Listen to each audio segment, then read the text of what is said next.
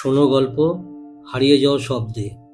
স্বপ্ন সবসময় মনের কথা নয়, কখনো কখনো ওরা কারো রেখে যাওয়া বার্তা। দার্জিলিংয়ে কুয়াশায় ঢাকা পাহাড়ের কোলে দাঁড়িয়ে আছে এক পুরনো হোমস্টে, কল্পতরু। পর্যটকরা আসে, হাসে, ছবি তোলে, আর রাত নামলেই দেখে একই স্বপ্ন। একজন বৃদ্ধ, রুক্ষ মুখ, কাঁপা কণ্ঠ, কেবল একটি কথা বলেন, আমার ঘরটা খালি করো। অথচ হোমস্টের মালিক নিশ্চিত এই বাড়িতে কোনো বৃদ্ধর ঘর ছিল না। কি সেই ঘর? কে সেই বৃদ্ধ? আর কেনই বা বারবার ফিরে আসে ওই একই স্বপ্ন? আজকের গল্পে আমরা উন্মোচন করব সেই পাহাড়ি ছায়া, সময়ের চাপা চিৎকার, আর অজানা এক অস্তিত্বের ইতিহাস। এই হলো হোমস্টে কল্পতরু। দার্জিলিংয়ের সিলভার পাইন রোডের ওপর এক নিরিবিলি কোণে দাঁড়িয়ে আছে হোমস্টে কল্পতরু। একটি 3 তলা কাঠের বাড়ি, লাল চাল আর সবুজ জানালা গাঁথনি দিয়ে তৈরি, যেটার ছাদে প্রায় সারা বছরই কুয়াশা ঘোরে। আশেপাশে ছড়িয়ে আছে ঝোপঝাড়, কিছু চা বাগানের শুকনো রেখা, আর এক ভাঙাচোরা রাস্তা, যেটা শহরের কোলাহল থেকে বিচ্ছিন্ন করে রেখেছে এই জায়গাটাকে। বাড়িটার একটি নিজস্ব ইতিহাস আছে, যদিও কোনো পর্যটক সেটার গুরুত্ব বোঝে না। তারা আসে, হোয়াটসঅ্যাপে ছবি তোলে, সকালের স্নিগ্ধতায় কফি খায়, আর সন্ধ্যায় ঘরে ঢুকে পড়ে। কিন্তু 2022 সালের অক্টোবর মাসে যেটা ঘটেছিল, সেটা শুধু ইতিহাস নয়, হয়ে উঠেছিল এক গভীর রহস্যময় প্রশ্ন, যা আজও রয়ে গেছে উত্তরহীন। সেই বছর পুজোর ঠিক পরপরই হোমস্টেতে একদল বাঙালি পর্যটক আসে। 3টি পরিবার মিলি 8 জন। কলকাতা থেকে ট্রেনে নিউ জলপাইগুড়ি হয়ে গাড়ি করে এসেছে সবাই। হোমস্টের মালিক মৃণাল সেনগুপ্ত, বয়স 65, শান্ত, রাজভারী মানুষ। এই হোমস্টে তিনিই শুরু করেছিলেন আজ থেকে 5 বছর আগে। নিজের অবসর জীবনকে পাহাড়ের কাটানোর স্বপ্ন থেকেই এই বাড়ি বানিয়েছিলেন। বাড়িটা তিনি কিনেছিলেন স্থানীয় এক গোর্খা পরিবার থেকে, যারা বলেছিল এই বাড়িতে আগে এক ইউরোপীয় দম্পতি থাকতেন। তারপর হঠাৎ একদিন তারা নিখোঁজ হয়ে যান। সেই গল্প অবশ্য পর্যটকদের বলা হয় না। বাড়ির কাঠের সিঁড়ি, ঘরের বড় বড় জানালা আর রাতের নিস্তব্ধতা মিলে জায়গাটাকে অনেক শান্ত মনে হয়। কিন্তু অদ্ভুত ব্যাপার শুরু হয় দ্বিতীয় রাত থেকে। প্রত্যেক অতিথি সকালে উঠে বলে তারা রাতের মধ্যে ভয়ঙ্কর এক স্বপ্ন দেখেছে। একই স্বপ্ন, এক বৃদ্ধ লোক, ধূসর কোট পরা, রুক্ষ চেহারা আর ছায়ায় ঢাকা মুখ, ধীরে ধীরে কাছে আসে আর শুধু বলে, আমার ঘরটা খালি করো। প্রথমে মৃণালবাবু ভেবেছিলেন এটা কাকতালীয়, হয়তো পাহাড়ি ঠান্ডা, হয়তো হোমস্টের প্রাচীন কাঠের শব্দ, অথবা মানসিক ক্লান্তি। কিন্তু টানা 4 দিন ধরে প্রত্যেক অতিথি যখন একই জিনিস বলে উঠল, তখন সে চিন্তিত হলো। সবচেয়ে আশ্চর্যের বিষয়, অতিথিদের কেউ একে অপরকে স্বপ্নের কথা আগে বলেনি, এবং প্রত্যেকের বর্ণনায় বৃদ্ধ লোকটির একই রকম বর্ণনা। ধূসর পাঞ্জাবি বা ওভারকোট, মুখের ডান পাশে কাটা দাগ, আর চোখ দুটি এমন যেন তার কোনো দুঃখ নেই, বরং অধিকার বুঝিয়ে দিতে এসেছে। তবে আরো ভয়ঙ্কর সত্যি অপেক্ষা করছিল সামনে। এক সকালে একজন অতিথি, অরিত্র সেন, সিঁড়ির নিচে বসেছিলেন। খুব ভয় পেয়েছিলেন রাতে। তিনি বললেন, আমি শুধু স্বপ্ন দেখিনি, আমি ঘরের ভেতর চেয়ারে বসা সেই বৃদ্ধকে দেখেছি, আমি আলো জ্বালানোর চেষ্টা করেছিলাম, কিন্তু বাল্ব ফেটে যায়। আর তখনই সে বলল, তোমরা বারবার আসো আর আমার ঘর দখল করো। এবার ফিরেছি আমি। মৃণালবাবু গায়ে কাঁটা দিয়ে ওঠে। তিনি নিশ্চিত এই হোমস্টেতে এমন কোনো ঘর নেই যেটা কারো ব্যক্তিগত কক্ষে রূপান্তর হয়েছে। পুরনো প্ল্যানে এমন কোনো ঘরের নাম ছিল না। ওল্ড ম্যানস রুম বা বুড়োদের ঘর বলে কিছু নেই। তবু অদ্ভুত এক জেদ চেপে বসে তার মনে। তিনি পুরনো কাগজপত্র ঘাঁটতে থাকেন। মেঘলা আকাশের নিচে কাঠের দালানের অন্ধকার কোণে রোদ না পাওয়া ঘরগুলোর মাঝে তিনি খুঁজতে থাকেন সেই অদৃশ্য ঘর, যে ঘরের অধিকার নিয়ে কেউ স্বপ্নে এসে দাবি করছে, আর বাস্তবে সে ঘর আদৌ আছে কিনা সেটাও কেউ জানে না। মৃণালবাবু ছাদ ঘরের এক কোণে পুরনো কাগজপত্রের একটা ট্রাঙ্ক খুলে বসলেন। কাঠের সেই সিন্দুকটা এতদিন ধরে বন্ধ ছিল, নিজেই বিস্তৃতির ধুলোতে ঢাকা। হোমস্টেটা কেনার সময় যে দলিলপত্র আর হাত বদলের নথি পেয়েছিলেন, সেগুলো তিনি শুধু একবারই দেখেছিলেন। সেই কাগজগুলোর মাঝেই হয়তো লুকিয়ে আছে কোনো এক ছায়া, যাকে আজ সবাই স্বপ্নে দেখছে। বাতাসে তখন হালকা এক নিঃশব্দতা। জানালার ফাঁক দিয়ে দার্জিলিংয়ের বিকেলের আলো আসছে। আলো হলেও তা যেন অন্ধকারের মতো ভারী। ফাইলের মধ্যে মৃণালবাবু খুঁজে পেলেন একটা হলুদ হয়ে যাওয়া ম্যাপ, পুরনো ডিজাইন ড্রয়িং, বাড়ির আদি গঠনের। এই খসড়া নকশাটা স্থানীয় ইঞ্জিনিয়ার অফিসের হাতের লেখা। 3 তলা কাঠের এই দালানের প্রথম কাঠামো তৈরি হয়েছিল 1938 সালে। তখন এখানে ব্রিটিশরা গ্রীষ্মকালীন ছুটি কাটাতে আসত। প্রথমত ম্যাপটায় চোখ রাখতেই তিনি বুঝতে পারলেন একটা ঘর আছে, যা বর্তমান ফ্লোর প্ল্যানে নেই। রান্নাঘরের পেছনের দিকে মূল বারান্দার নিচে একটা ছোট্ট ঘরের রেখা। বিল্ডিং কোডে যেটা লেখা servant quarters, retired or store, north wing. মৃণালবাবুর কপালে ভাঁজ পড়ে। রান্নাঘরের পেছনে তিনি কখনোই কোনো ঘর দেখেননি, বরং সেখানটা সবসময় বন্ধ, একটা গ্যালারির মতো, যেখানে জঞ্জাল রাখা থাকে। পুরনো কাঠের বাক্স, কিছু মরচে ধরা বাসন। কিন্তু ওই ম্যাপ বলছে ওখানেই একসময় একটা স্থায়ী ঘর ছিল, যেটা পরে দেওয়াল তুলে বন্ধ করে দেওয়া হয়। আর সবচেয়ে অদ্ভুত, ঘরটার পাশেই লেখা একটা মন্তব্য, mister D's quarters, do not resign. Mister D, কে এই ডি? আর কেনই বা লেখা আছে এই ঘরটা নতুন কাউকে না দিতে? তার শরীরের লোম খাড়া হয়ে যায়। ঠিক তখনই রান্নাঘরের দরজা খোলার একটা শব্দ হয়, আর ঠক করে কিচেনের জানালার কাছে একটা কিছু ধাক্কা মারে। তিনি উঠে গিয়ে দেখেন কেউ নেই, শুধু একটা শুকনো গুল্ম উড়ে এসে জানালায় লেগেছিল। কিন্তু ফিরে এসে আবার ফাইল ঘাঁটতে গিয়ে তার দৃষ্টি আটকে যায় একটা কাগজে। সেটা একটা চিঠি, হাতে লেখা ইংরেজিতে। চিঠিটা পুরনো, কালচে কালি দিয়ে লেখা। পাঠিয়েছিলেন কেউ একজন, যার নাম ডি লাহিড়ী। নিচে লেখা তার পদবি, কেয়ারটেকার, কল্পতরু এস্টেট, 1954। চিঠির ভাষা অসম্পূর্ণ, কিছুটা অস্পষ্ট, কিন্তু কয়েকটা লাইন স্পষ্ট করে পড়া যায়। I have served this home for 28 years. Now that they are gone, I ask only one thing. Please do not open my room. It's mine, even in absence.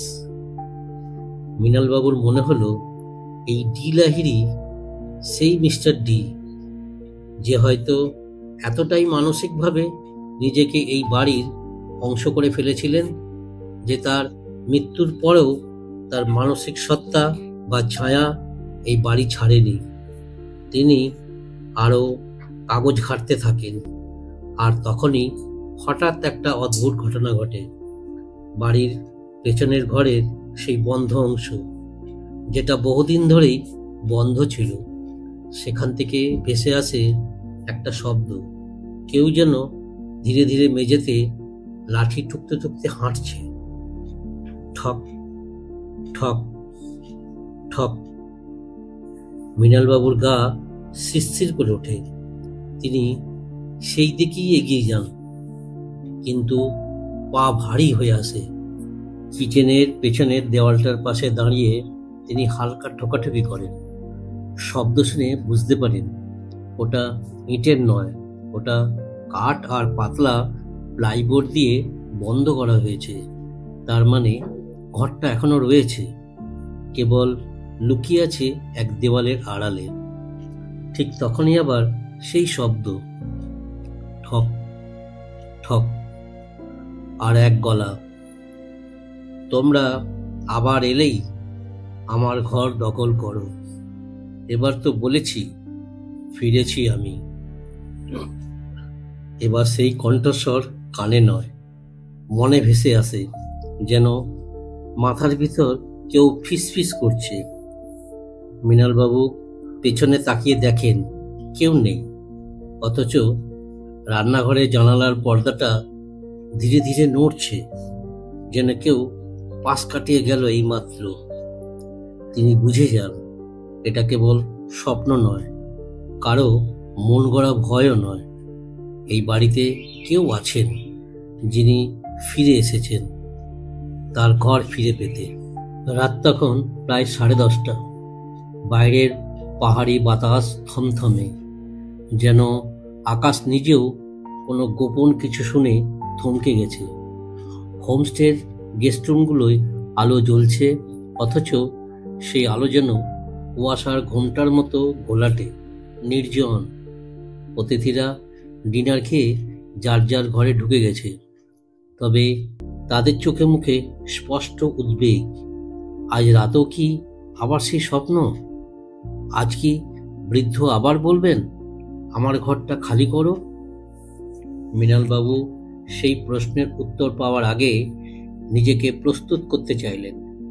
তিনি ঠিক করলেন পরদিন সকালেই কাঠমিস্ত্রি এনে রান্নাঘরের পেছনের দেওয়ালটা খুলবেন। তিনি আর কিছুই চাপা রাখতে চান না। এই বাড়ির দেওয়ালের আড়ালে যদি কেউ লুকিয়ে থাকে, তবে সে বাস্তব হোক বা অবাস্তব, সত্য সামনে আনতেই হবে। কারণ এখন এটা শুধু একটা হোমস্টের ভবিষ্যতের প্রশ্ন নয়, বরং একজন বৃদ্ধ মানুষের আত্মিক অধিকার আর অশান্ত আত্মার দায়ও। তবে ঠিক তখনই ঘটে এক বিস্ময়কর ঘটনা। রাত 11টা নাগাদ হঠাৎ একজন অতিথি, সৌগত বিশ্বাস, দরজা খুলে বেরিয়ে আসেন। তার মুখ ফ্যাকাশে, ঠোঁট কাঁপছে। তিনি বললেন, আমি এবার আর ঘুমাবো না। ও এবার এসে আমার গলায় হাত রেখেছিল। মৃণালবাবু স্তব্ধ। কি? সত্যি? সৌগত বললেন, হ্যাঁ, আমি ঘুমিয়েছিলাম, তখন হঠাৎ একটা ঠান্ডা স্পর্শ আমার ঘাড়ে লাগে। চোখ খুলতেই দেখি জানালার কাছে সে দাঁড়িয়ে, একটা কালো ছায়া, হাতে একটা লাঠি। সে বলল, তুমি বারবার আসো, আমার ঘর নিয়ে থাকো। এবার তো বলেছি ফিরেছি। আমি আলো জ্বালানোর চেষ্টা করেছিলাম, কিন্তু সুইচ কাজ করেনি। একটানা কাঁপতে কাঁপতে উঠে বাইরে বেরিয়ে এলাম। এই ঘটনার পর অতিথিদের ভিতরে ভয় আরো গাঢ় হয়। একজন বৃদ্ধ মহিলা, শর্মিলা নন্দী, তার স্বপ্নের কথা বলে। সেখানে সে বৃদ্ধ লোকটি চিৎকার করে বলেছিলেন, এই ঘর আমার, আমার মৃত্যুর পরও কেউ এটা নেবে না বলেই তো কথা হয়েছিল। এবার মৃণালবাবুর মনে পড়ে যায় সেই চিঠির line, please do not open my room, it's mine, even in absence. তবে প্রশ্ন উঠল, এই লোক কি আদৌ মারা গিয়েছিলেন, নাকি নিখোঁজ, নাকি তিনি নিজেই এই ঘরকে নিজের চেতনায় আটকে রেখে অন্যদের উপর অভিশাপ ছড়িয়ে দিয়েছেন? পরদিন সকালে কাঠমিস্ত্রি আসে। স্থানীয় লোক, নাম বীরেন। তিনি বছর 20 ধরে এই দিকের পাহাড়ি এলাকায় বাড়ি মেরামত করে। দেওয়ালটা দেখে একটু কুঁচকে যান। বলেন, স্যার, এই দিকটায় তো সাধারণত ঘর হয় না, খুব ঠান্ডা আর ভিজে জায়গা, কিন্তু আপনি বলছেন ভেতরে ঘর আছে। মৃণালবাবু ম্যাপ দেখান। বীরেন মাথা নাড়েন। ঠিক আছে, খুলে দেখি। শক্ত কাঠের ফালগুলো এক এক করে খুলতে থাকে। পেরেকগুলো মরচে পড়ে লাল হয়ে গেছে। কাঠগুলো ছেঁড়া কাগজের মতো ভেঙে ভেঙে পড়ছে। ধুলো আর স্যাঁতস্যাঁতে গন্ধে ঘরটা ধোঁয়াটে হয়ে ওঠে। তারপর যখন শেষ টুকরো বোর্ডটা সরানো হয়, একটা ভারী দম বন্ধ করা বাতাস ছুটে আসে, যেন বহু বছর ধরে আটকে থাকা দুঃখ, রাগ, ক্লান্তি একসঙ্গে ছুটে বেরিয়ে এলো। দেওয়ালের পিছনে একটা ছোট ঘর, একখানা চৌকি, একখানা পুরনো স্টিলের আলমারি আর একটা চেয়ার, যেটার পিছনে রিক্লাইনার কাঠি ভাঙা। দেওয়ালের গায়ে হাতের লেখা, ধূসর কালি মলিন হয়ে গেছে, কিন্তু স্পষ্ট বোঝা যায় এই ঘর কারো নয়, শুধু আমার। যদি ফের কেউ আসে, আমি তাকে সরিয়ে দেব। আমি মরে গেছি, এটা মিথ্যে। ঘরের মধ্যেকার বাতাস জমাট। দেওয়ালের এক কোণায় ছাঁচের দাগ। কেউ যেন আঙুল দিয়ে লিখেছে DL। মৃণালবাবু আর বীরেন দুজনেই থেমে যান। ঘরটায় যেন শুধু পুরনো আসবাব নয়, জমে আছে এক অব্যক্ত রাগ, এক অমীমাংসিত দাবি। এবং সেই দাবি বাস্তব নয়, সে আছে স্বপ্নের ঘন কুয়াশার মধ্যে, তবে তার ছায়া পড়ে বাস্তবের গায়ে। মৃণালবাবুর গলায় তখন একটা মৃদু ফিসফিসানির সুর। ঘরের ভেতর থেকে, দেওয়ালের গা থেকে যেন কেউ আবার বলছে, আমার ঘরটা খালি করো। ঘরটা খুলে যাওয়ার পর থেকে যেন হোমস্টের বাতাসও বদলে গেল। সকালবেলা পাহাড়ি রোদ যে একটু গা ছুঁয়ে দিত, তা যেন আর আসে না। আকাশ খোলা থাকলেও হোমস্টের আশেপাশে একটা থমথমেহীন হাওয়া ঘোরে। অতিথিরা ঘরের দরজা বন্ধ রেখেও ভাবে যেন জানালার ফাঁক দিয়ে কেউ তাকিয়ে আছে।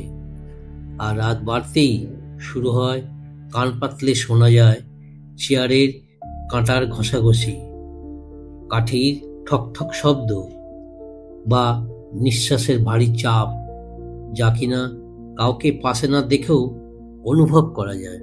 ঘরটি খুলে ফেলার পর প্রথম 3 রাত হোমস্টেতে যারা ছিলেন, তারা প্রত্যেকেই সেই রাতেই হঠাৎ করে ঘুম ভেঙে উঠে পড়ে। কেউ ঠান্ডায় কাঁপতে কাঁপতে দরজা খুলে বাইরে চলে যায়, কেউ হঠাৎ গলা চেপে ধরা অনুভব করে, আবার কেউ বুক চেপে ধরা একটা ভারী চাপ বুঝতে পারে। তবে সবচেয়ে অদ্ভুত ঘটনা ঘটল 4র্থ রাতে। রাত 1:30 নাগাদ হোমস্টের রান্নাঘর ঘেঁষা করিডোরে মৃণালবাবু নিজেই বেরিয়ে এলেন এক অজানা শব্দ শুনে। কানে ভেসে এসেছিল কারো গলার নিচু ফিসফিসানি, কিন্তু কেউ যেন ইংরেজি আর বাংলা মিশিয়ে বলছে, তারা ঘরটা খুলেছে, ওরা কথা রাখেনি, ঘরটা আবার আমার হবে। মৃণালবাবু জানতেন কেউ খেলার ছলে এসব বলছে না। তারও ঘুম আর স্বাভাবিকভাবে আসে না। মাথার ভিতর যেন সবসময় কেউ কথা বলে চলেছে। এক বৃদ্ধ, যার সত্তা মৃত না জীবিত তা বলা যায় না। রান্নাঘরের পেছনে সেই ঘরটায় মৃণালবাবু তালা দিয়েছিলেন, কিন্তু প্রতি রাতে ভোরবেলায় তালা ফাঁকা পাওয়া যায়। মেঝেতে ছায়ের দাগ, ভাঙা কাঠের টুকরো, যেন কেউ রাতের মধ্যে ভেতরে ঢোকে কিছু নেড়ে চেড়ে গেছে। একদিন সকালবেলা তিনি হোমস্টের পুরনো কেয়ারটেকারকে ডাকেন, কিন্তু তিনি খুব অসুস্থ হয়ে গেছেন। তখন মৃণালবাবু খোঁজ করেন স্থানীয় 50 এক লোকের, নাম তানসেন রায়, যিনি একসময় এই বাড়িতে রক্ষণাবেক্ষণে কাজ করতেন। তানসেন এসে ঘরটা দেখে কয়েক সেকেন্ড স্তব্ধ দাঁড়িয়ে থাকেন, তারপর বলেন, এই জায়গাটার গন্ধ আমি চিনি। এটা একেবারে বদলে যাওয়ার ঠান্ডা। অনেক বছর আগে আমি একবার ভুল করে এই ঘরের দরজার সামনে গেছিলাম। তখন এই ঘর সিল করা ছিল, কিন্তু ভেতর থেকে কে যেন বারবার দরজায় ঠুকছিল। আমি ভয় পেয়ে চলে যাই। তখন আমার বাবু, মানে যিনি তখন এই বাড়ির মালিক ছিলেন, আমাকে বলেছিলেন, ওখানে আর যেও না, ওটা দীনেশবাবুর ঘর। উনি এখানে আর নেই, কিন্তু ঘরটা ওনারই থেকে যাবে। দীনেশ? তানসেন মাথা নেড়ে বলেন, হ্যাঁ, দীনেশ লাহিড়ী। উনি এই বাড়ির কেয়ারটেকার ছিলেন। প্রায় 30 বছর এই বাড়িতে ছিলেন। গোঁড়া মানুষ ছিলেন, নিজের মতো চলতেন, কিন্তু মালিক বদলের পর একসময় তাকে বলে দেওয়া হয়, এই ঘর এখন সার্ভেন্ট কোয়ার্টার নয়, আমরা অন্যদের দেব। তারপর এক রাতে তিনি হঠাৎ উধাও হয়ে যান। কেউ বলে পাহাড় থেকে পড়ে মারা গেছেন, কেউ বলে পালিয়ে গেছেন, কিন্তু আমি বিশ্বাস করি উনি এখানেই থেকে গেছেন, এই বাড়ির গায়ে গায়ে। মৃণালবাবুর গলায় তখন কাঁপুনি। তার মনে হতে লাগলো যেন কেউ বা কিছু প্রতিদিন ধীরে ধীরে ফিরে আসছে একটা নির্দিষ্ট ঘরের দখল নিতে। প্রশ্ন জাগে, এই দীনেশ লাহিড়ী কি শুধুই এক অধিকারবোধে মৃত আত্মা, নাকি তার মৃত্যুর আগে ঘটে যাওয়া অন্যায়ের প্রতিশোধ নিতে চাইছে? অথবা এই ঘরটি কি এমন কিছু ধারণ করে যা তাকে আটকে রেখেছে সময়ের গহ্বরে? সেদিন রাতে ঠিক 3:20 আবার সেই শব্দ, ঠক ঠক ঠক। একজন অতিথি, ছোট মেয়ে, বারান্দায় দাঁড়িয়েছিল। সে পরে বলে, আমি দেখেছি একজন লোক নিচে দাঁড়িয়ে, সাদা চুল, কালো কোট। সে আমার দিকে তাকিয়েছিল। তার চোখ ছিল একেবারে কাঁচের মতো, কিন্তু তাতে কিছুই ছিল না, কিছুই না। আর ঠিক তখনই হোমস্টের প্রতিটি ঘরে আলো একসঙ্গে নিভে গেল। হোমস্টের প্রতিটি ঘর যখন একসঙ্গে অন্ধকারে ডুবে গেল, তখন হঠাৎ একটা ভারী নিস্তব্ধতা যেন পুরো বাড়িটাকে চেপে ধরল। মৃণালবাবু সঙ্গে সঙ্গে টর্চ নিয়ে বেরোলেন। হাত কাঁপছিল, কিন্তু চোখে ছিল স্পষ্ট সংকল্প, আর পালানো নয়। তিনি বারান্দা ঘুরে ঘরে ঘরে দেখেন, কোথাও কেউ কিছু বলছে না, অথচ সবার চোখে মুখে ছায়া, আশঙ্কার ছায়া, যেন অদৃশ্য কেউ হেঁটে গেছে পাশ দিয়ে। সবচেয়ে ভয়ানক অভিজ্ঞতা হলো 2য় তলার দক্ষিণ কোণের ঘরে থাকা অরণ্য এবং সায়ন্তীর। তারা সদ্য বিবাহিত, কলকাতা থেকে বেড়াতে এসেছিল। সায়ন্তী কাঁপতে কাঁপতে জানায়, আমার পাশের টেবিলটা আপনা আপনি পড়ে গেল। আমি দেখলাম সেখানে একটা হাত ছিল, কিন্তু শরীর ছিল না। আর সে স্পষ্ট করে বলল, তুমি এই ঘর থেকে চলে যাও, এটা আমার ঘর। অরণ্য বলেন, ঘর অন্ধকার হয়ে যাওয়ার পর আমি চেষ্টা করেছিলাম টর্চ জ্বালাতে। তখনই জানালার কাছে ছায়া দেখি। আমি ভাবি কেউ বাইরের থেকে তাকাচ্ছে, কিন্তু তারপর দেখি ছায়াটা কাঁচের ভেতরেই, বাইরে না, যেন কাঁচের মধ্যেই আটকে আছে সে। মৃণালবাবুর মনে পড়ে যায় সেই পুরনো নোটের কথা। আমি মরে গেছি এটা মিথ্যে। পরদিন সকালে স্থানীয় বিদ্যুৎ বিভাগের কর্মীরা এসে জানায় হোমস্টের মেন ফিউজ নিজে থেকেই পড়ে গিয়েছিল, অথচ এমনভাবে পড়া যেন সেটা কেউ টেনে নামিয়েছে। মৃণালবাবুর প্রশ্ন করেন, ভেতর থেকে কি কেউ এই কাজ করতে পারে? তারা উত্তর দেয়, কিন্তু এই বক্সে তো তালা দেওয়া ছিল, চাবি তো আপনার কাছে ছিল, তাই না স্যার? ঠিক তখনই হোমস্টের পরিচারিকা হিমা, যিনি 10 বছর ধরে কাজ করছেন, দৌড়ে এসে বলেন, সাহেব, ওই রান্নাঘরের পেছনের ঘরের দরজা আবার খোলা। সবাই ছুটে যায়। সেখানে গিয়ে দেখে ঘরের মধ্যে রাখা চেয়ারটা একেবারে বারান্দার মুখে ঠেলে রাখা, আর ভেতরের টেবিলের ওপর একটা পাউডার ধরা আয়না, যেটাতে আঙুল দিয়ে লেখা, leave this house, he never left. এইবারে মৃণালবাবু আর চুপ থাকেন না। তিনি ঠিক করেন সব অতিথিকে আজকেই অন্য হোটেলে পাঠিয়ে দেবেন, কারণ এই বাড়ি এখন শুধু আতিথেয়তার জায়গা নয়, এটা এক অজানা কাহিনীর খেলার মাঠ। সেই বিকেলেই যখন অতিথিরা রওনা হতে প্রস্তুত, তখন একজন মহিলা নামতে গিয়ে সিঁড়ির মাঝপথে থেমে যায়। তার চোখ স্থির, মুখ একেবারে সাদা। সবাই এগিয়ে এলে সে বলে, আমি জানালার পাশ দিয়ে নামছিলাম, তখন জানালায় হাত, বৃদ্ধের হাত, বাইরে থেকে ভিতরে নয়, বরং ভেতরের দিক থেকে বাইরে ঠেকানো, যেন সে আমায় বাইরে যেতে দিচ্ছে না। হিমা তখন কেঁদে পড়ে বলে, স্যার, আমি অনেকদিন আগে শুনেছিলাম এই ঘরটায় নাকি রাত হলে একজন লোক ঘুরে বেড়াতো, যার পায়ের আওয়াজ শোনা যেত, কিন্তু কেউ তাকে দেখতে পেত না। আমি এতদিন পাত্তা দিইনি, ভাবতাম পাহাড়ের হাওয়া, কাঠের ঘরের শব্দ, কিন্তু এখন আমি থাকবো না, আমি চলে যাব। এবার মৃণালবাবু বুঝলেন এই বাড়ি এখন আর তার নিয়ন্ত্রণে নেই। তিনি ফোন করেন স্থানীয় এক বৃদ্ধ ইতিহাসবিদের কাছে, নাম হরিহর মুখার্জি, যিনি দার্জিলিংয়ের পুরনো বাড়ি আর জমির ইতিহাস নিয়ে গবেষণা করেন।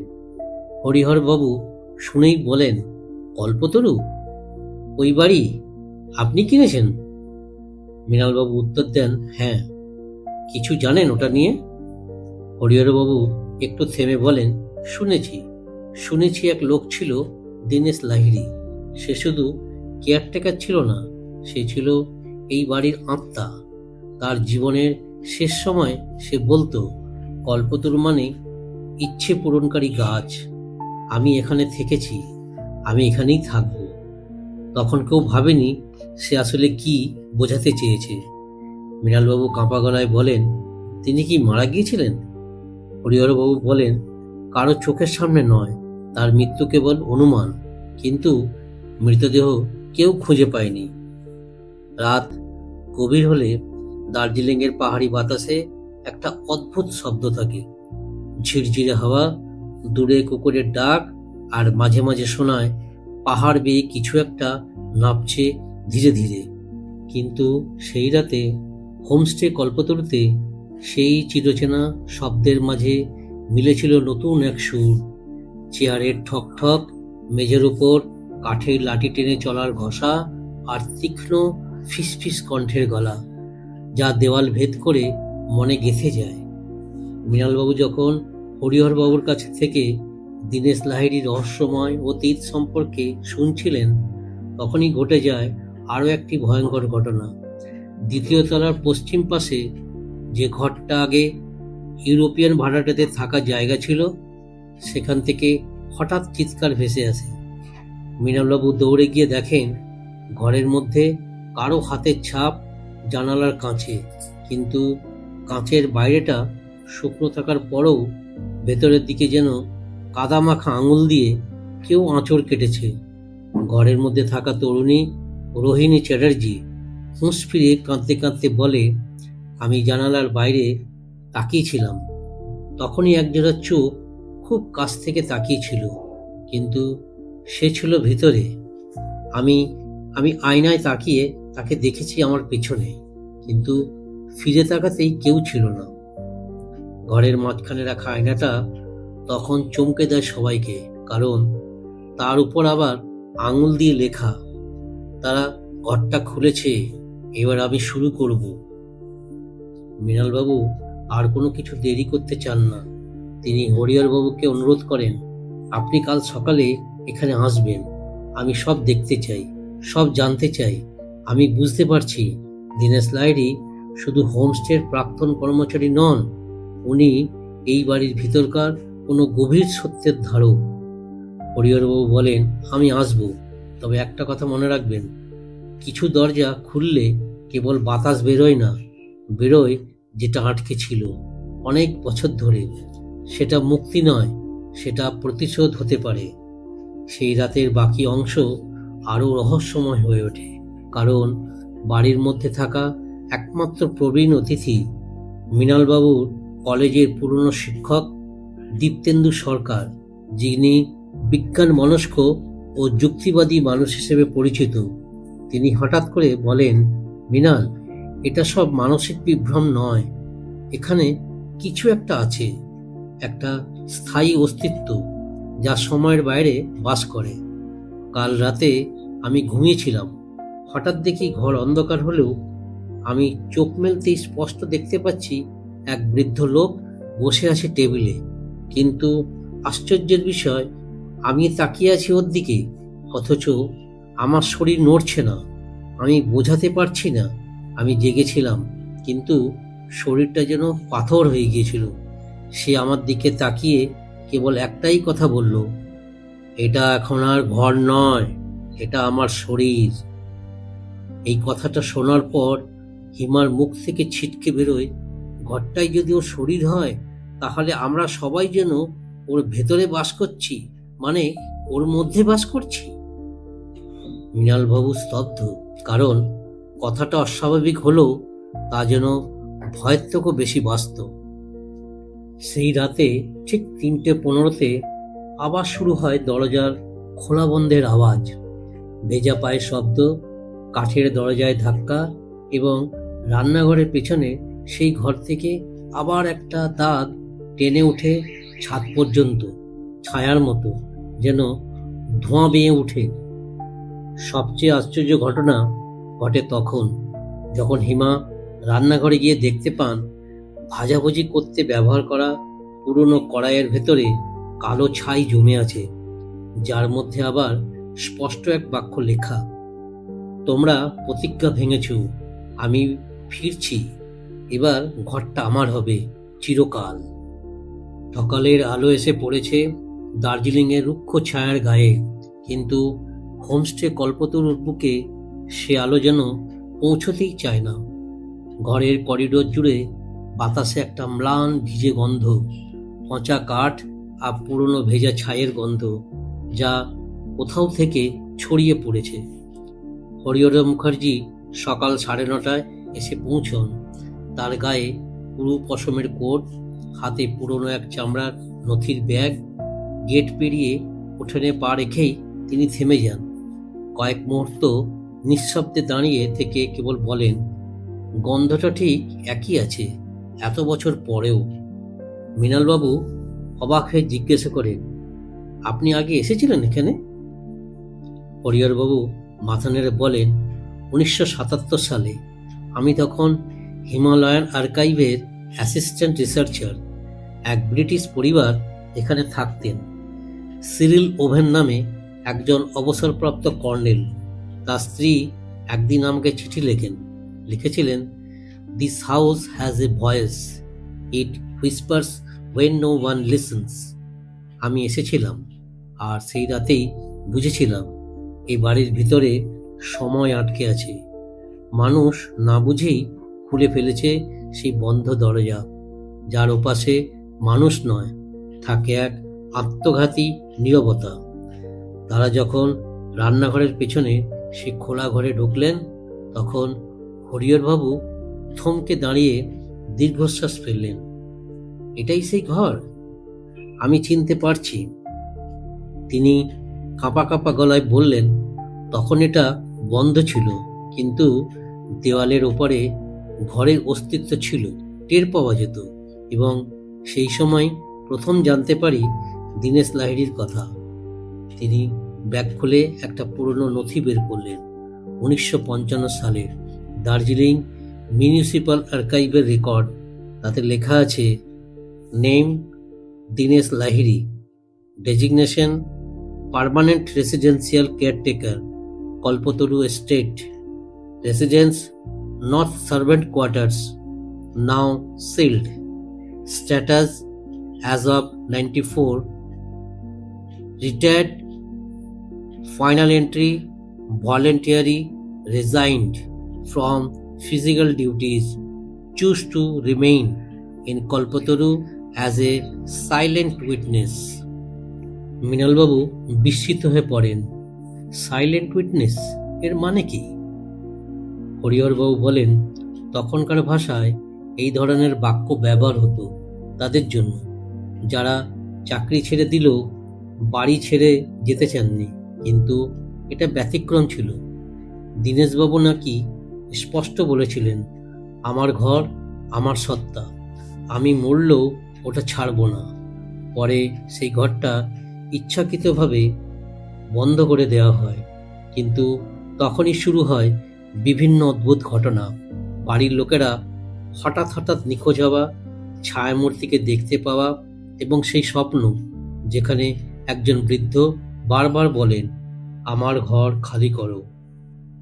মৃণালবাবু হরিহরবাবুর দিকে তাকিয়ে বলেন, এখন আমি আর শুধু আতিথেয়তা রক্ষা করছি না, আমি মনে হচ্ছে কারো অনুপ্রবেশ ঠেকাচ্ছি, অথচ সে তো এই ঘরের আদি বাসিন্দা। ঠিক তখনই তারা শোনেন ঘরের বাইরে মূল বারান্দা থেকে একটা থমথমে আওয়াজ, ঠক ঠক ঠক। মৃণালবাবু ছুটে যান। হোমস্টের এক কোণে দেখা যায় একজন অতিথি, শর্মিষ্ঠা ঘোষ, অজ্ঞান হয়ে পড়ে আছেন। তার পাশে পড়ে আছে হাতঘড়ি। আশ্চর্যজনকভাবে সেই ঘড়িটা থেমে আছে ঠিক 3:15-তে। তাকে জ্ঞান ফেরানোর পর তিনি কাঁপা কাঁপা গলায় বলেন, আমি ওকে দেখেছি, আমি জানি ও কে। আমার স্বপ্নে সে বারবার আসছে, কিন্তু আজ প্রথম, আজ সে আমার কানে মুখ নিয়ে বলল, আমার ঘরে তুমি শুয়েছিলে, তুমি আমার জায়গা দখল করেছ, আমি শুধু চাই এখান থেকে চলে যেতে এখনই। এরপর হরিহরবাবু বলেন, এখানে সময় থেমে গেছে 1955-তে, সেই রাতেই যখন শেষবারের মতো দীনেশ লাহিড়ী ঘরে ঢুকেছিলেন। আর কেউ তাকে দেখেনি। আমার ধারণা সে শুধু মারা যাননি, বরং নিজেকে এই বাড়ির কাঠ, বাতাস, দেওয়াল সবকিছুর সঙ্গে মিশিয়ে ফেলেছিলেন। সে এখান থেকে যায়নি, বরং আমরাই তার ভিতরে চলে এসেছি। এক মুহূর্তে নীরবতা নেমে আসে। হঠাৎ করেই রান্নাঘরের লাইট জ্বলে ওঠে, অথচ কেউ সুইচ টেপেনি। জানালার বাইরে এক টুকরো কুয়াশা ধীরে ধীরে গড়িয়ে আসে কাঁচ ঘেঁষে, আর তার মধ্যে যেন একটা মুখ গঠিত হতে থাকে। একটা কুঁচকানো কাঁপা মুখ, সাদা চুল, চোখে অশান্তি নয়, বরং দখলের দাবি, আর ঠোঁট নড়ে, ঘরটা খালি করো। হোমস্টে কল্পতরুর বাতাস তখন ভারী হয়ে উঠেছে। বাড়ির ভিতরে ঘোরাঘুরি করছে না কেউ, অথচ সবাই বুঝতে পারছে কেউ একজন চলাফেরা করছে। লাইট নিজের ইচ্ছেতে জ্বলে, নেভে, দরজা মাঝে মাঝে হালকা ঠেলে খোলে, আবার আপন মনে বন্ধ হয়। আর রান্নাঘরের পেছনে সেই ঘরের দরজায় যেটা তালা দেওয়া ছিল, সেটা সকালে আবার খোলা দেখা যায়। ভেতরে রাখা আয়নার কাছে লেখা ছিল সেই পুরনো বাক্যটাই, ঘরটা খালি করো, এটাই আমার শরীর। হরিহর মুখার্জি এই বাড়ির ইতিহাস খুঁজতে খুঁজতে বের করলেন আরও কিছু পুরনো ঘটনা। তিনি বলেন, 1953 সালের নভেম্বর মাসে এখানে এক ব্রিটিশ দম্পতি এসেছিলেন। তারা বলেন, রাতের বেলা তারা দেখেছেন একজন বৃদ্ধ হাঁটছেন করিডোরে, হাতে লাঠি, গায়ে পুরনো ধুতি, আর কোট। তিনি শুধু হেঁটে যান, কারো দিকে তাকান না, কারো ডাকে সাড়াও দেন না। তবু ভোরবেলা তারা আবিষ্কার করেন যে ঘরে তারা ছিলেন সেই ঘরের দেওয়ালে লেখা, তোমরা যতবার এখানে ঘুমাও আমি ততবার জেগে থাকি। মৃণালবাবুর গলা শুকিয়ে আসে। তিনি স্বীকার করেন, আমি প্রথমে এসবকে হালকা নিয়েছিলাম, ভেবেছিলাম পুরনো বাড়ির আওয়াজ, অতিথিদের মানসিক ক্লান্তি, কিছু গা ছমছমে গল্প। কিন্তু এখন বুঝতে পারছি এটা একরকম অস্তিত্ব, এক গভীর ক্ষোভ, যেটা বহু বছর ধরে জমে জমে আজ বাড়ির প্রতিটি ইটের গায়ে আঁকা হয়ে গেছে। ঠিক সেই সময় আবার চমকে উঠলেন সবাই। দ্বিতীয় তলার একটা ঘর থেকে ছুটে এসে হিমা বলল, স্যার, আয়নাটা ওটা ভেঙে গেছে, কিন্তু কাঁচ ভেঙে পড়ে নেই, বরং গলে গেছে যেন। তার মধ্যে একটা মুখ দেখা যাচ্ছিল। আমি ভয় পেয়েছি। সবাই গিয়ে দেখে ঘরের আয়নাটা জ্বলন্ত ছাইয়ের মতো গলে মেঝেতে পড়ছে, এবং তার পাশে লেখা, আমি ছায়া নই, আমি রক্তে ছিলাম, এখন কাঠে আছি। হরিহরবাবু তখন বলল, তোমরা যা করেছ সেটা ওর ঘরটা খুলে দিয়ে ভুল করেছ। কিছু কিছু জায়গা চুপ করে থাকলেই ভালো। ঘরের দেওয়াল খুলে দেওয়া মানেই তুমি শরীর খুলে রাখা ঘাতে হাত দিচ্ছ। এখনো নিজের অস্তিত্ব প্রমাণ করতে আসছে, এবং সে কারো ক্ষতি করে নয়। সে চায় সবাই বুঝুক এই বাড়ি তার, চিরকাল তার ছিল। এবার মৃণালবাবু সিদ্ধান্ত নেন, এই রহস্য থামাতে হলে কেবল ইতিহাস জানলে হবে না, যেতে হবে সেই জায়গায় যেখানে দীনেশ লাহিড়ীর অস্তিত্ব প্রথম শুরু হয়েছিল। হরিহরবাবু বলেন, বাড়ির নিচে যে বেসমেন্ট বা পুরনো স্টোররুমটা ছিল, ওখানে কেউ কোনোদিন খোঁজ করেনি। আমি শুনেছিলাম সেখানে একটা পুরনো রেজিস্টার রাখা ছিল, যেখানে প্রত্যেক দিনের অতিথির নাম, খাওয়া দাওয়ার হিসাব, কিচেনে ঢোকার টাইম পর্যন্ত লেখা থাকত। দীনেশবাবুর লেখা। যদি কিছু থেকে থাকে তবে ওখানেই। তখনই তারা নামেন হোমস্টের নিচে স্যাঁতস্যাঁতে অন্ধকার বেসমেন্টে। সিঁড়ি দিয়ে নামার সময় টর্চের আলোয় দেখা যায় দেওয়ালে পোকায় খাওয়া কাঠ, আর মেঝেতে জমে থাকা বহু দিনের ধুলো, যার উপর পায়ের ছাপ নেই। অথচ হিমা বলল, স্যার, আমি কদিন আগে দেখেছিলাম এখানে কেউ যেন নাপছিল, রাত 3টে। আমি ভয় পেয়ে কিছু বলিনি। নিচে নেমে তারা দেখতে পান একটি পুরনো লোহার সিন্দুক। সেটা খোলার পর তার ভেতরে পাওয়া যায় 3টে জিনিস, একটা মোটা খাতা, একটা ধাতব ঘড়ি, আর একটা ছেঁড়া চিঠি। চিঠিটা খুলে লেখা ছিল, যদি কেউ আমার ঘরে পা রাখে তবে সে আর আপন থাকে না, সে আমার হয়ে যায়। এই দেওয়ালের গায়ে আমার রক্ত, কাঠে আমার নিঃশ্বাস, আমি এখানে আছি, থাকব। কেউ সেটা মেনে না নিলে আমি তাকে সরিয়ে দেব। মৃণালবাবু থমকে পড়েন। তার মনে পড়ে যায় কিছুদিন আগে এক অতিথি হঠাৎ করে অসুস্থ হয়ে হাসপাতালে ভর্তি হন, আর কেউ জানে না কেন। আরেকজন বেরিয়ে যাওয়ার সময় পা মচকে পড়ে যান সিঁড়ি থেকে। এখন মনে হচ্ছে সবটা কাকতালীয় নয়। হরিহরবাবু বলেন, তোমার এখন একটাই পথ, ঘরটা আবার সিল করে দাও, আয়নাটা সরাও, কাঠ ফেলে দাও, সবকিছু সেই অবস্থায় ফিরিয়ে দাও। এটা তার শরীর, তাকে জাগিয়ে তোলা মানে তোমরা তার অধিকার কেড়ে নিচ্ছ। এবং তখনই সেই মুহূর্তে ঘরের মধ্যে বাতাস এক ঝটকায় ভারী হয়ে আসে। ছাদের কোণ থেকে নামতে থাকে কালো ধোঁয়ার মতো ছায়া, আর সেখানে ছায়ার ঠিক মাঝখানে জেগে ওঠে একজোড়া চোখ। সেই বৃদ্ধ দীনেশ লাহিড়ী, সেই মুখ। এবার আর কুয়াশায় না, এবার সে সোজা তাকিয়ে বলে, তোমরা ঘর ভেঙেছ, এবার আমি বাড়ি ভাঙব। সেই মুহূর্তে যখন ছাদের কোণ থেকে কালো ছায়ার মতো জিনিসটা ঘন হয়ে নামছে। মৃণালবাবুর মনে হচ্ছিল যেন হাওয়ার মধ্যে কেউ হাঁটছে, দেখা যায় না, ছুঁতে পারা যায় না, কিন্তু সে আছে। সে তাকিয়ে আছে, নিঃশ্বাস নিচ্ছে, রেগে আছে। দীনেশ লাহিড়ী যে মৃত্যুকে বেছে নেয়নি, বরং সময়ের বিরুদ্ধে দাঁড়িয়ে থেকেছে একা, আর যেন সে সবকিছুর উত্তর চাইছে। হরিহরবাবু টর্চের আলো ফেলে ছায়ার দিকে তাকিয়ে বললেন, দীনেশবাবু, আপনি কি চান? আমরা চলে যাই? এই বাড়ি কি আপনি হয়ে গেছেন? তার কোনো উত্তর এলো না, কিন্তু ছায়াটা ধীরে ধীরে এগিয়ে এলো লোহার সিন্দুকের দিকে। তারপর হঠাৎ একটা কাঁপুনি ছড়িয়ে পড়ল মেঝেতে, যেন ভূমিকম্পের ছোট ছোট কম্পন। সেই কম্পনে পুরনো ধুলোময় খাতা, সেই রেজিস্টার উল্টে গিয়ে তার মাঝখানে খুলে যায় একটি পৃষ্ঠা, যেখানে লেখা রয়েছে বহু পুরনো তারিখে একটা নাম, D Lahiri, checked in July 12, 1939, checked out. শেষ কলমে কোনো দিন লেখা নেই, কোনো চেকড আউট নেই, কোনো ডিপারচার নেই। হরিহরবাবুর ঠোঁট শুকিয়ে যায়।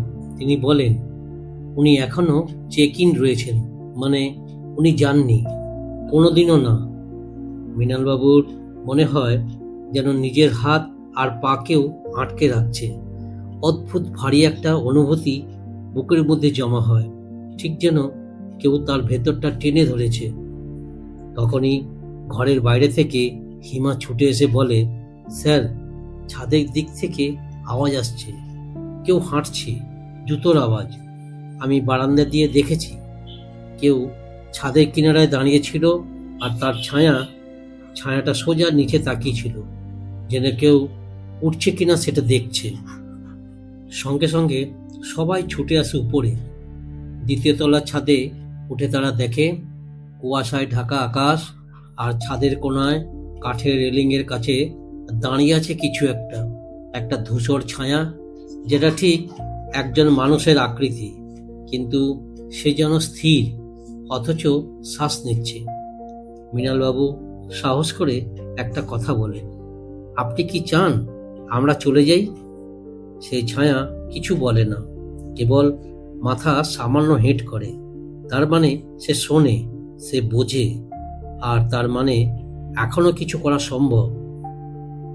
হরিহরবাবু বলেন, আমাদের তার ইচ্ছার সম্মান জানাতেই হবে। ওই ঘর আবার বন্ধ করতে হবে, শুধু তালা দিলেই চলবে না। ঘরটাকে তাকে ফিরিয়ে দিতে হবে, তার নামে সমর্পণ করতে হবে। আর একটাই উপায়, যদি আমরা মানি এই হোমস্টের মালিকানা এখন থেকে প্রাক্তন এক বাসিন্দার। সেই রাতেই মৃণালবাবু সকল অতিথিকে বিদায় জানান। কেউ কেউ ভয় পেয়ে আগেই বেরিয়ে গিয়েছিল, বাকিরা চলে গেল চুপচাপ, যেন এই বাড়ির ভেতরে থেকে যাচ্ছে কিছু এমন, যেটার সামনে কেউ উচ্চারণ করতেও চায় না। পরদিন সকালে তারা রান্নাঘরের পেছনের ঘরের দরজা চিরতরে বন্ধ করে দেয়। দরজার গায়ে কাঠের খোদাই করে লেখা হয়, room of D Lahiri, do not disturb.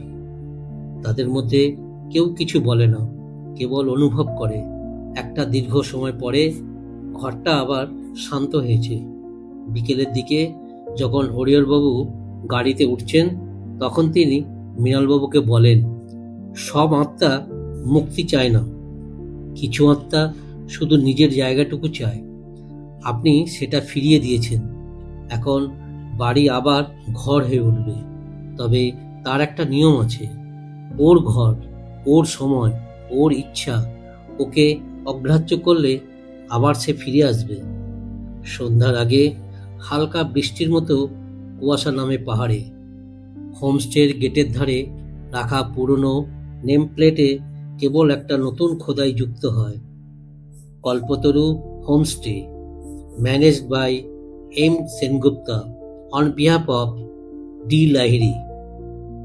আর তখনই যেন হালকা বাতাসে এক নিঃশ্বাস ভেসে আসে, এইবার আমার ঘর আবার আমার হয়ে উঠল। দিন কেটে যাচ্ছে ধীরে ধীরে। আগের মতো অতিথি এখন আর খুব বেশি আসে না। যারা আসে তারা নির্দিষ্ট রুমে থাকেন, খুব সময়ের মধ্যে হোমস্টে ছেড়ে বেরিয়ে যান। রান্নাঘরের পেছনের ঘরটা বন্ধ, তার সামনে পায়ে হেঁটে কেউ যায় না। হিমা আবার কাজে ফিরেছে, কিন্তু সে রান্না শেষ করে সন্ধ্যার আগেই ঘরে ঢুকে দরজা বন্ধ করে দেয়। মৃণালবাবু বুঝেছেন কিছু ঘর শুধু থাকার জন্য নয়, কিছু ঘর নিজেই একটা প্রাণ, আর সেই প্রাণের সম্মান না রাখলে তার রাগ শুধু দেওয়ালের আওয়াজে আটকে থাকে না, সে ছড়িয়ে পড়ে দেহে, স্বপ্নে, বাতাসে। একদিন বিকেলে একজন পৌর মহিলা আসেন হোমস্টেতে। শান্ত, মৃদুভাষী, নাম পদ্মাবতী লাহিড়ী। তিনি বলেন, আমি দীনেশ লাহিড়ীর ভাগ্নি, শিলিগুড়িতে থাকি। আমি খবর পেয়েছি আমার জেঠু নাকি এখনো এখানে আছেন। মৃণালবাবু থমকে যান। তিনি আর কোনো সন্দেহ রাখলেন না, কেবল জিজ্ঞেস করেন, আপনি কখনো এখানে এসেছিলেন? পদ্মাবতী বলেন, আমি ছোটবেলায় এসেছিলাম। তখনও জেঠু আমায় বলেছিলেন, যেদিন এই বাড়ি আবার আমার নামে পাবে সেদিন তুই আসবি। আমি জানি না কেন আজ এসেছি, মনে হলো ও ডাকছে। মৃণালবাবু তাকে নিয়ে যান রান্নাঘরের পেছনে সেই বন্ধ ঘরের সামনে। দরজার উপর লেখা, room of D Lahiri, do not disturb. দেখে পদ্মাবতী হালকা হাসেন, বলেন, ঠিক তাই। উনি বিরক্তি পছন্দ করতেন না। তারপর তিনি দেয়ালের গায়ে হাত বুলিয়ে ধীরে ধীরে বলেন, তুমি ফিরে পেলে তোমার ঘর, এবার শান্তিতে থাকো। সেই মুহূর্তে যেন বাড়ির ভেতরে বাতাস হালকা হয়ে যায়, যেন কেউ দীর্ঘশ্বাস ফেলছে, তৃপ্তির, শান্তির। তারপরের দিনগুলোতে হোমস্টে আবার খুলে যায়, তবে এক নতুন নিয়মে। Kalpataru homestay, where rooms remember you, এটাই হয় নতুন স্লোগান। মৃণালবাবু অতিথিদের ঘর বাছার আগে জিজ্ঞেস করেন, আপনি কি কখনো ঘুমের মধ্যে হেঁটে বেড়ান, অথবা স্বপ্নে কারো কণ্ঠস্বর শুনেছেন? যদি কেউ বলেন হ্যাঁ, তবে তাকে ওই একটি ঘরের ধারে ঘেঁষতেও দেন না, কারণ তিনি এখন জানেন কিছু কণ্ঠস্বর নিছক স্মৃতি নয়, তারা চায় শোনা হোক, বোঝা হোক এবং সবচেয়ে বেশি স্মরণ করা হোক। একদিন রাতে মৃণালবাবু বারান্দায় বসে চা খাচ্ছিলেন। দূরে পাহাড়ে অন্ধকার ডুবে গেছে, আর তার সামনে ছড়িয়ে থাকা কুয়াশার চাদরের উপরে হালকা আলো জ্বলছে। কল্পতরু হোমস্টের জানালায় হঠাৎ একটা ঠক ঠক শব্দ হয়, মেঝের উপরে লাঠির ছোঁয়া। তিনি থেমে যান। একটা কণ্ঠস্বর আসে, মৃদু, শান্ত, গম্ভীর, আতিথ্য ঠিক রেখেছ, এবার আমিও থাকবো ঠিকঠাক। মৃণালবাবু জানেন এই কণ্ঠ বাইরে থেকে আসেনি, এ এসেছে ভেতর থেকে। তিনি মাথা নত করে বলেন, আপনার ঘর আপনারই থাকবে চিরকাল। আর ঠিক তখন হালকা বাতাসে জানালার পর্দা একটু দুলে ওঠে, তারপর নেমে আসে নিঃশব্দ এক রাত। যত সময় যাচ্ছে হোমস্টে কল্পতরু যেন নতুন একটা চরিত্রে বদলে যাচ্ছে। যারা একবার এসেছে তারা ফিরে আসে না শুধু পাহাড়ের নৈসর্গিক সৌন্দর্য দেখতে, বরং এক ধরনের শান্ত অভিজ্ঞতার জন্য। কেউ কেউ বলেন রাতে স্বপ্নে তারা দেখেছেন এক বৃদ্ধ দাঁড়িয়ে আছেন, হাতে লাঠি, চোখে অদ্ভুত শান্তি, ঠোঁটে মৃদু হাসি। তিনি শুধু বলেন, ভালো থাকো। আর সকালবেলা ঘুম ভাঙার পর তাদের মনে হয় যেন কেউ চুপি চুপি তাদের রক্ষায় ছিল। মৃণালবাবুর দিন কাটে হোমস্টে প্রতিটি কোণ আগলে রেখে। তিনি অতিথিদের সতর্ক করেন, রান্নাঘরের পেছনের দিকে যেন কেউ না যায়। সেখানে এখন একটা ছোট বেদি তৈরি করা হয়েছে, মাটির একটা প্রদীপ জ্বলে সারা রাত। কেউ কাছে যায় না, তবু যেন সেই ঘরটা একটা মৃদু নিঃশ্বাস বয়ে চলে। মাঝে মাঝে সেখানে হাওয়ার সাথে ভেসে আসে শুকনো পাতা, অদ্ভুত এক গন্ধ, যেন পুরনো চিঠির মতো। একদিন সন্ধ্যায় বর্ষার পরে হঠাৎ ঠান্ডা হাওয়া ঢুকে পড়ে দার্জিলিং এর বাতাসে। হিমা রান্নাঘর পরিষ্কার করার সময় আবিষ্কার করে একটা পুরনো কাঠের বাক্স পড়ে আছে আলমারির নিচে। মেঝেতে টেনে বের করলে দেখা যায় বাক্সটা ঢাকনা দেওয়া এবং তার গায়ে খোদাই করা TL। মৃণালবাবু নিজেই বাক্স খুলে দেখেন তার ভেতরে রয়েছে পুরনো কয়েকটা জিনিস, একটা চশমা, কালি ও কলম, একটা ছেঁড়া সুতির গামছা আর একটি ছোট নোট বই। নোট বই খুলে প্রথম পাতায় লেখা, যদি কেউ আমার স্মৃতিকে ছুঁয়েও দেখে সে জেনে রাখুক আমি মানুষ নই, আমি এই ঘরের বাইরে আমার অস্তিত্ব নেই, আমি এখানে থাকি যতক্ষণ এই কাঠ, এই দেওয়াল, এই বাতাস আছে। সেই পৃষ্ঠাগুলোর মধ্যে লেখা রয়েছে প্রতিদিনের ঘটনার বিবরণ, কে কবে এলো, কে কেমন আচরণ করলো, কি রান্না হলো, কে রাতে ভালো ঘুমোলো না, এমনকি কে কার সাথে উচ্চস্বরে কথা বলল। সব যেন ঘরের ভিতরের প্রতিটি মুহূর্ত, প্রতিটি আওয়াজ দীনেশবাবু লিপিবদ্ধ করে গেছেন। তখন মৃণালবাবুর মনে হয় এই মানুষটা শুধু একজন কেয়ারটেকার ছিলেন না, তিনি ছিলেন এক নির্মাতা, এই হোমস্টের গোপন আত্মার, গোপন চরিত্রের। তিনি প্রতিটি আঙুলের ছাপ ধরে রেখে গেছেন সময়ের পাতায়, যেন এই ঘর কারো কাছে কখনো সম্পূর্ণ অচেনা না হয়। পরদিন সকালবেলায় মৃণালবাবু সিদ্ধান্ত নেন কল্পতরু আর চিপস নামে এক ছোট্ট ঘর করবেন, যেখানে এই সব পুরনো স্মৃতি রাখা থাকবে। সকল অতিথি জানবেন এই বাড়ি শুধু থাকার জায়গা নয়, এটা একটা সময়ের গৃহ, যেখানে অতীত আর বর্তমান একসাথে থাকে। ঘর সাজানো হয় কাঁচের বাক্সে সেই চশমা, কলম, নোট বই দিয়ে। দেওয়ালে ঝুলে থাকে একটি ছোট ফলক, homestay Kalpataru salutes its first and eternal guest, Dinesh Lahiri. সেই রাতেই আবার একটি ঘটনা ঘটে, অবশ্য এবার আর তা ভয়ঙ্কর নয়। হিমা নিজের ঘরে বসে গল্পের বই পড়ছিল, জানালার পর্দা দুলে ওঠে হালকা হাওয়ায়। সে চোখ তোলে, জানালার কাছে দেখা যায় ধোঁয়ার মতো একটা রেখা, যেটা ধীরে ধীরে গঠিত হয় দুটি শব্দে, ধন্যবাদ হিমা। সে ভয়ে নয়, বিস্ময়ে চুপ করে থাকে।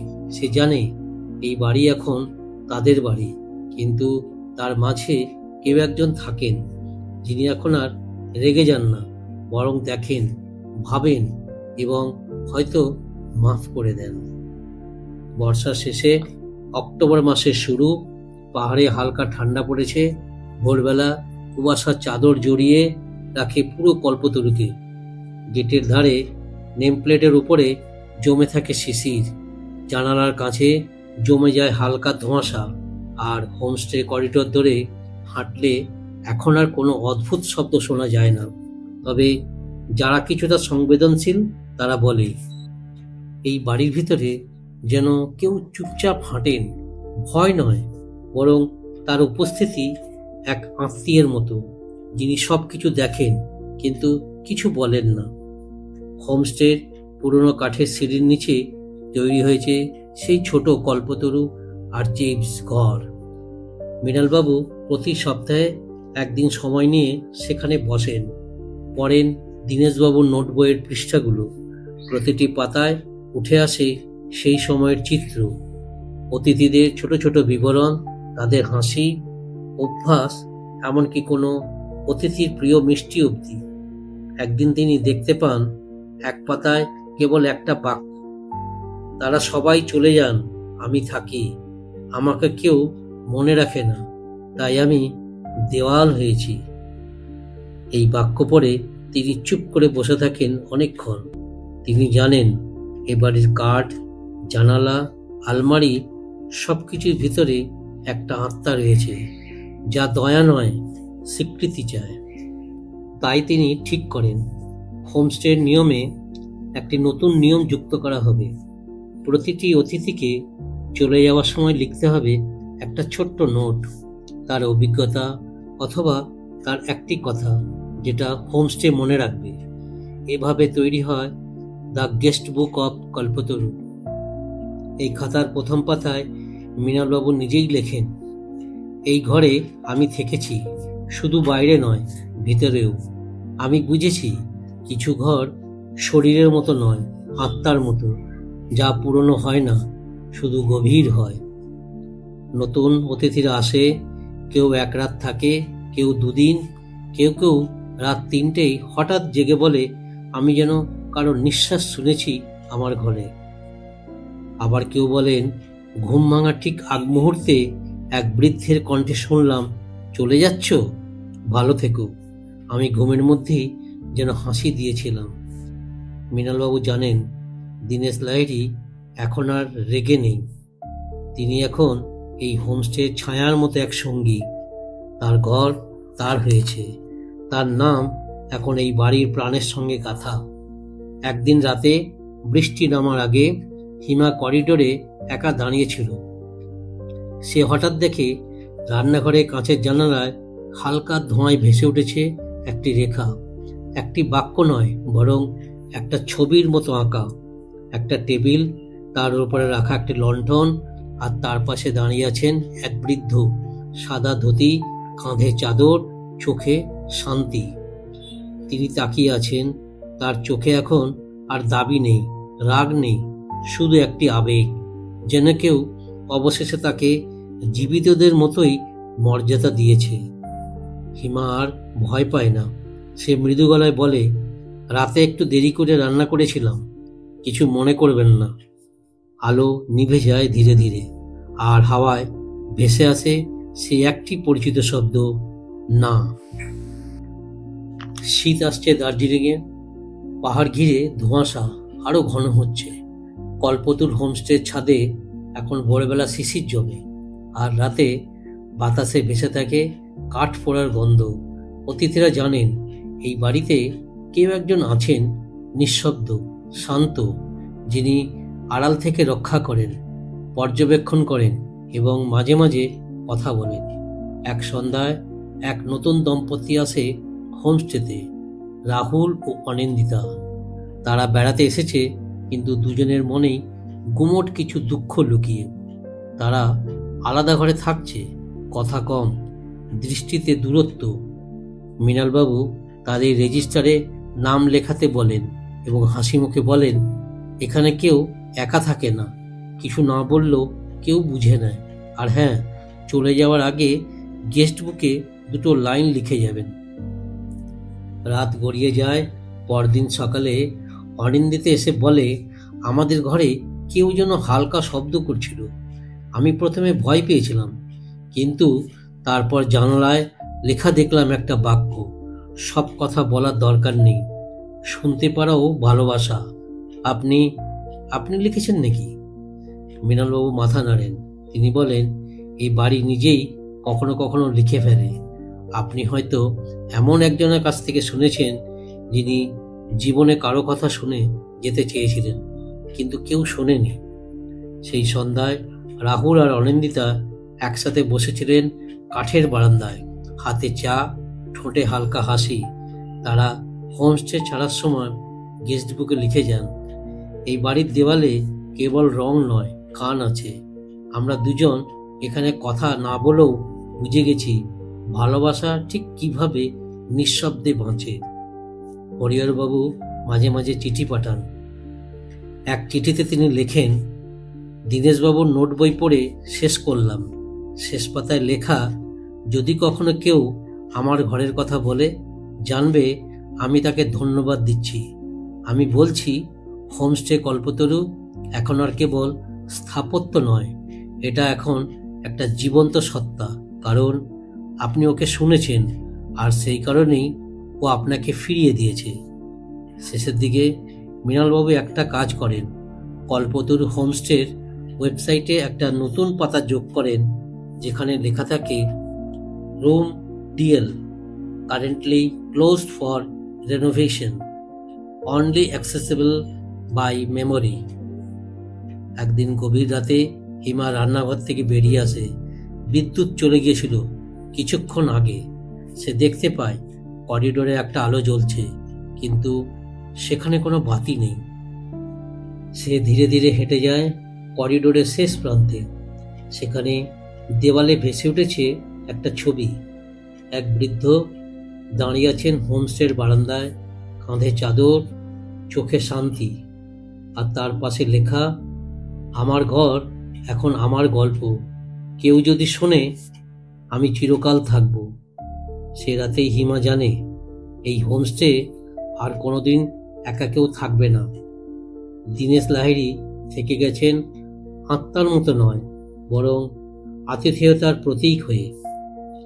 শুনলেন আজকের গল্প হোমস্টে কল্পতরু। একটা বাড়ি, একটা ঘর, আর এক নীরব অধিকার। ভয়, স্মৃতি আর ভালোবাসা মিশে যখন সময় থেমে দাঁড়ায়, তখনই জন্ম নেয় এমন গল্প। আপনি কি কখনো এমন ঘরে থেকেছেন যেটা নিজেই আপনাকে দেখে? আমাদের মতামত জানাতে ভুলবেন না কমেন্টে। গল্প ভালো লাগলে লাইক, শেয়ার আর সাবস্ক্রাইব করতে ভুলবেন না। আরও অদ্ভুত রহস্যময় গল্প নিয়ে খুব শিগগিরই ফিরছি আমরা। ওক গল্পে, গল্পের জগতে প্রতিদিন হারিয়ে যান। শোনো গল্প, থেকে যাও শব্দে। এই পর্যন্ত থাক, দেখা হবে পরের অধ্যায়ে।